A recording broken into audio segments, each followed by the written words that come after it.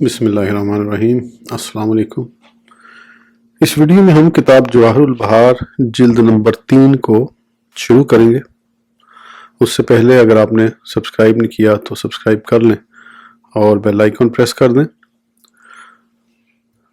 تو شروع کرتے ہیں۔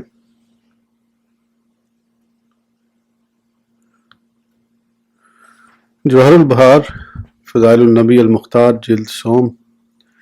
یعنی تیسری جلد، مصنف حضرت علامہ امام محمد یوسف بن اسماعیل نبھانی رحمۃ اللہ علیہ۔ امام قسطلانی قدسرہ کا کیف آگیں خطبہ۔ سبھی خوبیاں اس اللہ جل مجدہ کو ہیں جس نے انوار علوم نبوت محمدیہ صلی اللہ علیہ وسلم کے آفتاب کو آسمان ازل قدم پر ظاہر فرمایا، اور جس نے راز ہائی رسالت کے افق سے تجلی صفات احمدیہ صلی اللہ علیہ وسلم کے مظاہر کو منور فرمایا۔ میں اس کی حمد اس طور پر کرتا ہوں کہ اس نے محمد صلی اللہ علیہ وسلم کی اساس نبوت اپنے ازلی سوابق پر رکھی ہے، اور یہ کہ اس نے حضرت محمد مصطفیٰ صلی اللہ علیہ وسلم کی رسالت کے ستونوں یعنی معجزات و دلائل نبوت کو اپنے ابدی لواحق پر اٹھایا ہے۔ اور میں گواہی دیتا ہوں کہ اللہ عز و جل کے سوا معبود برحق کوئی نہیں، جو اپنی ذات صفات میں یکتا ہے، جس کا کوئی شریک نہیں، جو اپنی فردانیت میں بوجہ اپنی عظمت و کبریائی کے فرد منفرد ہے، اور جو اپنے کمال استحقاق کی بنا پر اپنی وحدانیت میں ہر ترکیب سے مستغنا اور تمام موجودات سے مخالف ہے۔ اور میں گواہی دیتا ہوں کہ ہمارے سردار اور ہمارے حبیب حضرت محمد صلی اللہ علیہ وسلم جو اللہ جل مجدہ کے عبد اور اس کے رسول ہیں، نوع انسانی میں سب سے برتر ہیں، اور جو چشمہ آیان کی پتلی ہیں، اور جو بنو عدنان کے چنے ہوئے افراد سے منتخب ہوئے ہیں، جنہیں نادر آیات مرحمت فرمائے گئے، اور جو عموم رسالت اور غرائب معجزات سے مخصوص ہیں،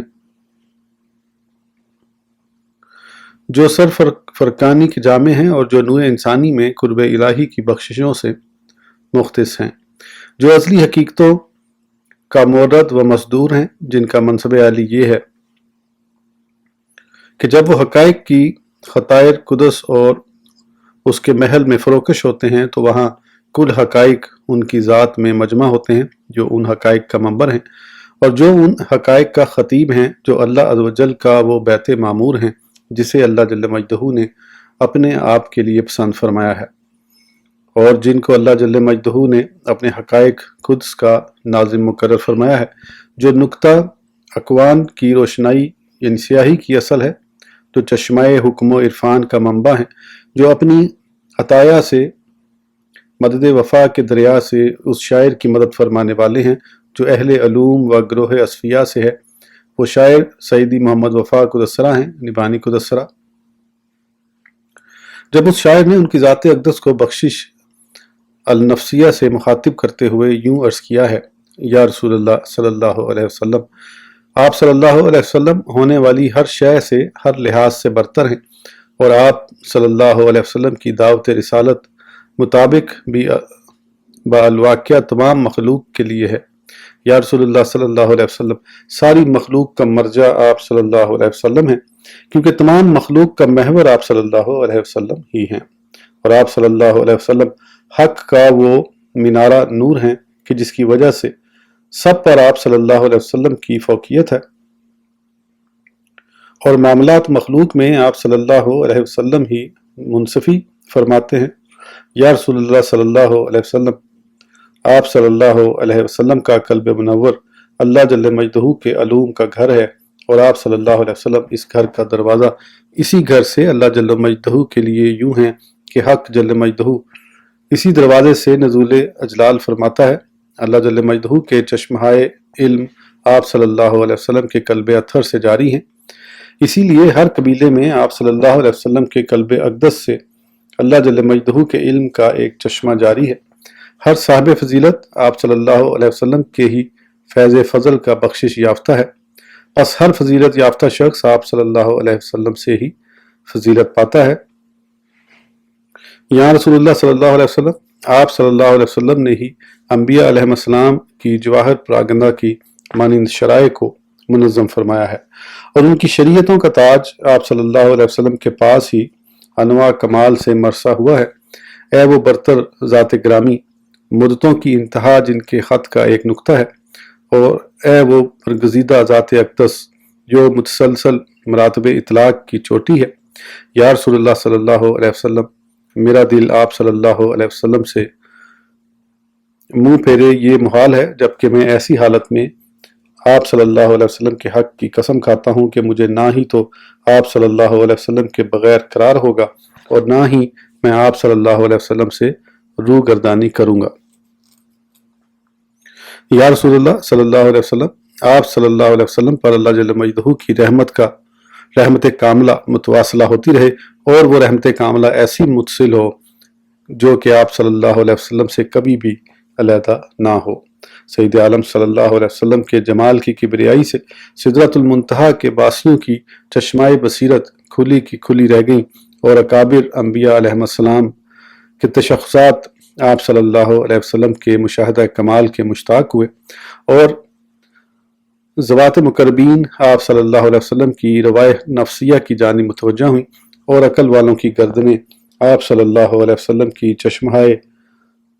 لامحہ اور آپ صلی اللہ علیہ وسلم کی گوشہ ہے چشم مقدس کی طرف دراز ہوئی۔ پھر اللہ جل مجدہ نے آپ صلی اللہ علیہ وسلم کو مستوی اقدس میں ٹھہرا دوں، اور اپنے احاطہ جامع اور اپنے قدس کے خطیرہ واسع میں اپنے روبرو آپ صلی اللہ علیہ وسلم کو سرا نفس یعنی عالم ارواح پر مطلع فرمایا۔ پس انبیاء علیہ السلام کے اجسام حرم تعظیم میں خدمت کے قدموں پر کھڑے ہو گئے، اور جلال کے معارج میں فرشتوں کے اشخاص اجلال کے قدموں پر استادہ ہو گئے، اور عشاق کی روحیں شوق کے مقامات میں بے اختیار نکل پڑیں۔ جب ماختاب آپ صلی اللہ علیہ وسلم کے مشاہدے کا مشتاق ہوا تو شک ہو گیا، اور دشمنی کرنے والے بدبختوں کے پتے بھی اس نے چیر ڈالے، اور آپ صلی اللہ علیہ وسلم کی مفارقت میں درخت کے تنا نے جب نالہ و گریہ کیا تو انتہائی حزن و ملال کی وجہ سے پارا پارا ہو گیا، اور پھر اس کے ٹکڑے ہونے سے جاہل منافقوں کے دل بھی پھٹ گئے، اور حقائق کے لشکروں کی تلواریں آپ صلی اللہ علیہ وسلم کی بعثت کی قندیل سے چمکنے لگیں، اور آپ صلی اللہ علیہ وسلم کی دعوت عامہ سے مخلوق کے آوردہ لوگوں میں سے خاص متی بن گئے، یعنی مین جو سربراہ لوگ تھے، اور آپ صلی اللہ علیہ وسلم اللہ جل مجدہ کے راستے میں سچے عزائم کے ساتھ مسلسل کوشاں رہے، اور آپ صلی اللہ علیہ وسلم اسلام کے افتراقات کو اس کے پراگندہ جہاد کے بعد منظم فرماتے رہے، یہاں تک کہ آپ صلی اللہ علیہ وسلم کے روشن دلائل مکمل ہو گئے، اور آپ صلی اللہ علیہ وسلم کی متکاثرہ نعمتیں آپ صلی اللہ علیہ وسلم کی تمام ناخواندہ امت پر پوری ہو گئیں۔ اور جب آپ صلی اللہ علیہ وسلم کو موت و حیات کے مابین ایک کے اپنانے کا اختیار دیا گیا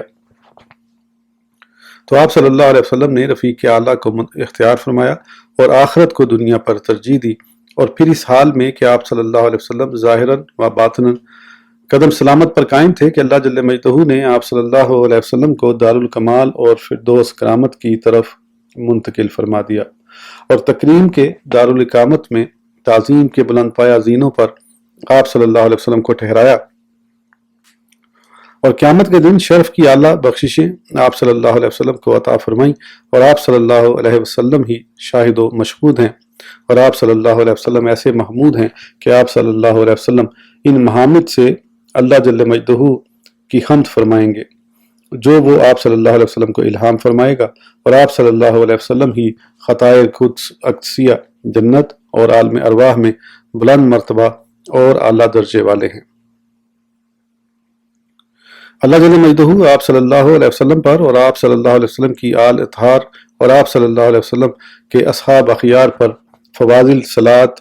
شرائف تسلیمات اور زوائد برکات پہنچائے، اور وہ صلاۃ و سلام ایسے ہوں جن سے زمانہ انتہا منقطع نہ ہو، اور ان کی کثرت کے باعث ابدل آباد تک اعداد و شمار ان کا احاطہ نہ کر سکے۔ امام قسطلانی قدسرہ کی کتاب المواہب الدینیہ کا خطبہ منیفہ یہاں ختم ہو گیا۔ پھر اس کے بعد امام قسطلانی قدس سرہ نے اس کتاب کی ترتیب و تالیف کی کیفیت بیان فرمائی ہے، اور یہ ذکر فرمایا ہے کہ انہوں نے اس کتاب کو 10 مقاصد پر مرتب فرمایا ہے۔ حقیقت محمدیہ صلی اللہ علیہ وسلم جمیع اجناس کی جن سالی ہے۔ امام قسطلانی رضی اللہ عنہ المتوفی 922 ہجری کے فرمودہ جواہر سے پہلے مقصد میں ان کا یہ فرمان ہے: جان لے اے عقل سلیم کے مالک اور اوصاف کمال و تدبین کے حامل، اللہ جل مجدہ مجھے اور تجھے سیدھی راہ پر چلنے کی توفیق عطا فرمائے۔ جب اللہ جل اسمہ کا ارادہ اپنی مخلوق کی ایجاد سے متعلق ہوا اور اپنی مخلوق کے رزق کا اندازہ فرمایا تو حضرت اخدید میں انوار سمدیت سے حقیقت محمدیہ صلی اللہ علیہ وسلم کو ظاہر فرمایا۔ پھر اللہ جل مجدہ نے اپنے خطاب ازلی میں، جیسا کہ اس کے علم و ارادے میں پہلے سے موجود تھا، حقیقت محمدیہ صلی اللہ علیہ وسلم سے تمام عوالم علوی اور سفلی کو پیدا فرمایا۔ ازاں بعد اللہ جل مجدہ نے سید عالم صلی اللہ علیہ وسلم کو آپ صلی اللہ علیہ وسلم کی نبوت کی اطلاع فرمائی، اور آپ صلی اللہ علیہ وسلم کو آپ صلی اللہ علیہ وسلم کی رسالت کا اس وقت مزردہ سنایا جب کہ حضرت آدم علیہ السلام، جیسا کہ خود آپ صلی اللہ علیہ وسلم نے فرمایا، ہنوز جسم و روح کے مابین تھے۔ پھر آپ صلی اللہ علیہ وسلم سے ارواح کے چشمے پھوٹ پڑے۔ پھر آپ صلی اللہ علیہ وسلم نے مقربین میں اس وقت ظہور فرمایا جب کہ آپ صلی اللہ علیہ وسلم مکمل ظہور کے منظر میں تھے، گویا آپ صلی اللہ علیہ وسلم ان تمام مقربین کے لیے شیریں چشمہ تھے۔ اسی لیے سید عالم صلی اللہ علیہ وسلم پیدائش کے تقدم کی وجہ سے تمام موجودات کی جمیع اجناس کی جنس عالی جوہر ہیں، اور تمام انسانوں اور تمام کائنات کے لیے والد اکبر ہیں۔ جبکہ وہ زمانہ جو سید عالم صلی اللہ علیہ وسلم کے حق میں اس میں باطن کے سبب عالم ملکوت میں تھا، اور اس نہایت کو پہنچ گیا جہاں سید عالم صلی اللہ علیہ وسلم کا جسم اقدس عالم وجود میں آیا، اور اس وجود سے روح اقدس مرتبطہ ہوئی، تو اس زمانہ کا حکم اس میں ظاہر کی طرف منتقل ہو گیا۔ پھر سید عالم صلی اللہ علیہ وسلم نے جسم و روح کی مجموعی حالت میں ظہور فرمایا۔ سید عالم محمد رسول اللہ صلی اللہ علیہ وسلم کی خلقت اگرچہ متاخر ہے، لیکن آپ صلی اللہ علیہ وسلم کی قدر و قیمت معروف تھی۔ اسی لیے سید عالم صلی اللہ علیہ وسلم سر الہی کا خزانہ ہے، اور برامر الہی کا نفاذ صرف آپ صلی اللہ علیہ وسلم ہی کی ذات گرامی سے وقوع پذیر ہوتا ہے، اور ہر خیر آپ صلی اللہ علیہ وسلم سے ہی منتقل ہوتی ہے۔ سید عالم صلی اللہ علیہ وسلم کی مدح میں یہ اشعار کہنے والے کی بھلائی ہو۔ یہ اشعار کہنے والے سیدی محی الدین ابن العربی رضی اللہ عنہ ہیں، نبہانی۔ ہاں ہاں سنتے ہو، میرا باپ اس شخص پر فدا ہو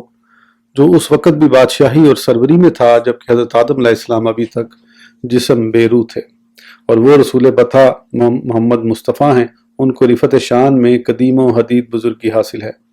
وہ رسول بطا صلی اللہ علیہ وسلم آخر زمانہ بوقت ہمایوں تشریف لائے، جبکہ ہر دور میں ان کے بہت سے احوال تھے۔ وہ رسول ابتہی صلی اللہ علیہ وسلم اس لیے تشریف لائے تاکہ دین الہی میں زمانے کی شکست و ریخت کا نقصان پورا فرمائیں، جس پر مخلوق کی زبانوں نے اور شرائع انبیاء علیہ السلام کی بھلائیوں نے آپ صلی اللہ علیہ وسلم کی ثناخوانی کی۔ اس رسول بطا صلی اللہ علیہ وسلم نے جس وقت کسی امر کا ارادہ فرما لیا تو اس کا خلاف نہیں ہوا، اس لیے کہ عالم وجود میں آپ صلی اللہ علیہ وسلم کے امر کا معنی کوئی نہیں ہے۔ سید عالم صلی اللہ علیہ وسلم کے اسماء گرامی نیز امام قسطلانی قدس سرہ کے فرمودہ جواہر سے مواہب لدنیہ کے مقصد ثانی میں سید عالم صلی اللہ علیہ وسلم کے اسماء شریفہ کی شان بیان کرنا ہے۔ علماء کرام کی ایک جماعت نے سید عالم صلی اللہ علیہ وسلم کے اسماء گرامی کی تعداد گنوائی ہے اور انہیں مخصوص عدد تک پہنچایا ہے۔ ان میں سے کچھ تو وہ ہیں جنہوں نے حدیث شریف میں مروی اللہ جل مجدہ کے اسماء حسنہ کی موافقت سے 99 تک تعداد پہنچائی ہے۔ قاضی ایاز قدس سرہ نے فرمایا، اللہ جل مجدہ نے سید عالم صلی اللہ علیہ وسلم کو یہ خصوصیت عنایت فرمائی ہے کہ آپ صلی اللہ علیہ وسلم کو اپنے اسماء حسنہ میں سے تقریباً 30 اسماء موسوم فرمایا ہے۔ ابن وحیہ قدس سرہ نے اپنی کتاب المستوفی میں ذکر فرمایا کہ اگر کتب متقدمہ اور قرآن کریم و حدیث شریف کا تتبع کیا جائے تو سید عالم صلی اللہ علیہ وسلم کے اکائی مبارکہ 300 کی تعداد کو پہنچ جائیں گے۔ امام کستانی قدسرہ نے فرمایا، میں نے قاضی ابو بکر ابن العربی قدسرہ کی کتاب احکام القرآن میں دیکھا ہے کہ بعض صوفی کرام نے فرمایا اللہ جل مجدہ کے 1000 نام ہیں، اور اسی طرح سید عالم صلی اللہ علیہ وسلم کے بھی 1000 نام ہیں، ان سے مراد اوصاف ہیں، پس تمام وہ اسما جو روایت میں آ گئے سب کے سب اوصاف مدح ہیں۔ جب معاملہ یوں ہے تو پھر سید عالم صلی اللہ علیہ وسلم کا ہر وصف ایک اسم ہی ہے، اور پھر ان اوصاف کریمہ سے کچھ تو وہ ہیں جو سید عالم صلی اللہ علیہ وسلم سے مخصوص ہیں، اور کچھ وہ ہیں جو اسم پر غالب ہیں، اور کچھ وہ ہیں جو مشترک ہیں، اور یہ تمام مشاہدے سے واضح ہیں جس میں خفا نہیں۔ اور جب ہم سید عالم صلی اللہ علیہ وسلم کے اوصاف سے ہر ایک وصف کو ایک اسم ٹھہرائیں گے تو پھر آپ صلی اللہ علیہ وسلم کے اوصاف اسما نہ صرف یہ کہ ابن وحیہ قدسرہ کی ذکر کردہ تعداد کو پہنچ جائیں گے بلکہ اس سے بھی کہیں زیادہ تعداد کو پہنچ جائیں گے۔ امام کسلانی قدسرہ نے فرمایا، وہ اسماء گرامی جو میں نے شیخ مکرم حافظ عبد الرحمن سخاوی قدسرہ کے کلام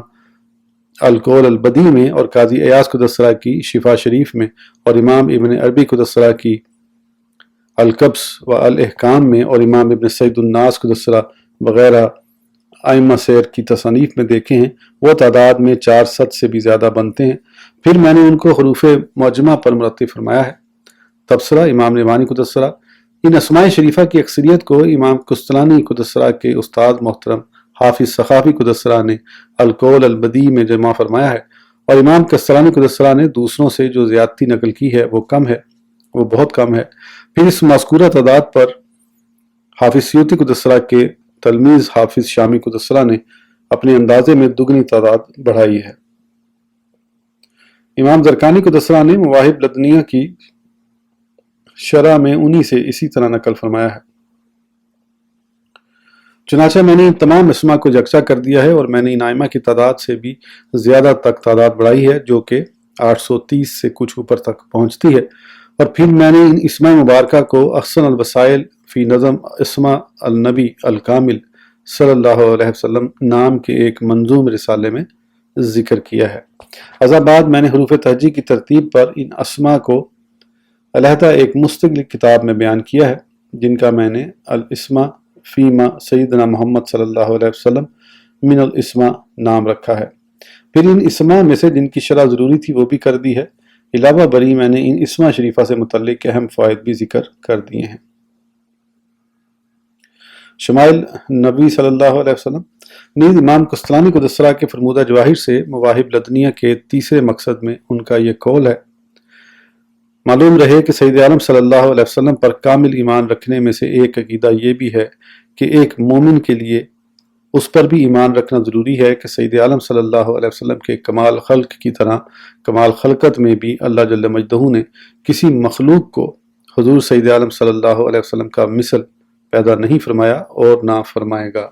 سید عالم صلی اللہ علیہ وسلم کا ظاہری بدن مبارک جو مشاہدے میں آتا ہے اس کی عظیم خلقت پر بے شمار دلائل ہیں، اور سید عالم صلی اللہ علیہ وسلم کے قلب مقدس میں جس سر کا تحقق ہے، آپ صلی اللہ علیہ وسلم کے اخلاق سے اس کا اظہار، یہ سید عالم صلی اللہ علیہ وسلم کے نفس کریمہ کے عظیم اخلاق پر دلیل ہے۔ اللہ جل مجدہ کی بھلائی امام بصیری قدسرہ کے لیے ہے، جبکہ انہوں نے سید عالم صلی اللہ علیہ وسلم کی مدح میں فرمایا، پس آپ صلی اللہ علیہ وسلم ہی وہ ہیں جن کا ظاہر و باطن مکمل ہے اور جن کو خالق ارواح نے اپنی محبوبیت کے لیے منتخب کیا۔ سید عالم صلی اللہ علیہ وسلم اپنی خوبیوں میں کسی نظیر سے بالاتر ہیں، اور آپ صلی اللہ علیہ وسلم کا جوہر حسن تقسیم ہو کر آپ صلی اللہ علیہ وسلم کو نہیں ملا، یعنی حسن کامل کی حقیقت سید عالم صلی اللہ علیہ وسلم میں موجود ہے، اس لیے کہ سید عالم صلی اللہ علیہ وسلم کے علاوہ دوسرا کوئی بھی ظاہری کمالات اور باطنی ترقیوں میں مکمل نہیں ہے۔ باطنی کمالات کی جامع صرف آپ صلی اللہ علیہ وسلم ہی کی شخصیت ہے، اور سید عالم صلی اللہ علیہ وسلم کے حسن کی حقیقت آپ صلی اللہ علیہ وسلم اور دوسروں کے درمیان تقسیم شدہ نہیں ہے،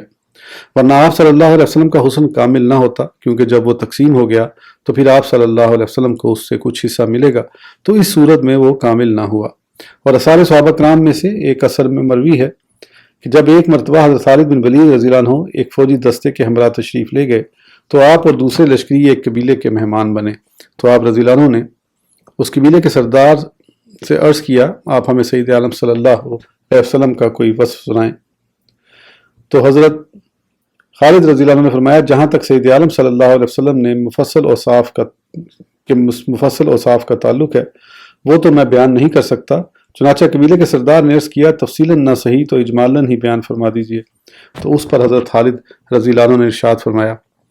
अच्छा तो फिर इतना समझ लो कि रसूल मुरसिल के मर्तबे के मुवाफिक ही होता है। इमाम कुर्तुबी क़ुद्दसल्लाह अल-मुतवफ़्फ़ी 671 हिजरी ने किताब सलात में बाज़ आइमा से रिवायत किया कि उन्होंने फरमाया, हमारे लिए सैयद आलम सल्लल्लाहु अलैहि वसल्लम का हुस्न कामिल ज़ाहिर नहीं हुआ, क्योंकि अगर वो ज़ाहिर हो जाता तो हमारी आँखें आप सल्लल्लाहु अलैहि वसल्लम के दीदार की ताब ना ला सकती। सैयद आलम सल्लल्लाहु अलैहि वसल्लम के औसाफ के बयान में जो तशबीहात वारिद हुई हैं, वो सिर्फ बरसबील तकरीब व तमसील यानी लोगों के समझाने के लिए हस्ब उर्फ व आदत शोरा व बलगा वगैरह इस्तेमाल हुई हैं, वरना सैयद आलम सल्लल्लाहु अलैहि वसल्लम की ज़ात ग्रामी कहीं बरतर और आप सल्लल्लाहु अलैहि वसल्लम का मुजद्दिद शर्फ ग्रां बहा है, क्योंकि हकीकत में मौजूदात में से कोई शय आप सल्लल्लाहु अलैहि वसल्लम की सिफ़ात खल्किया व खुल्किया के मादल नहीं है। आज की वीडियो के लिए इतना ही, फिर इंशाल्लाह अगली वीडियो में आगे कंटिन्यू करेंगे। उस वक़्त तक के लिए इजाज़त दीजिए, सब्सक्राइब करना ना भूलें। अल्लाह हाफ़िज़।